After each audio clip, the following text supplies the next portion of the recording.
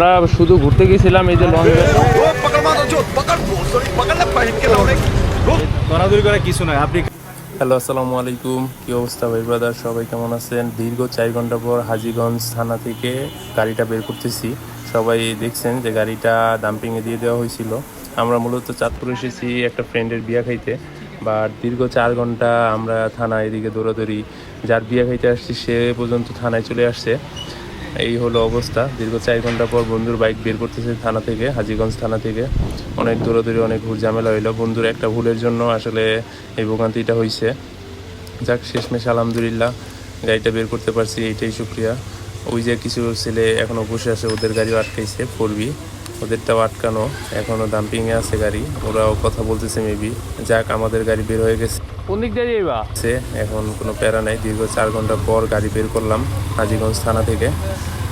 এখন যাচ্ছি হচ্ছে ফ্রেন্ডের বিয়ে বাড়িতে। আসলে বিয়ের মুডটাই চলে গেছে। 3-4 ঘন্টা ঢাকা থেকে এসে থানায় দৌড়াদৌড়ি, এরে ফোন দাও, অনেক প্যারার পর গাড়িটা বের করতে পারলাম আর কি। আল্লাহর কাছে লাখো শুকরিয়া।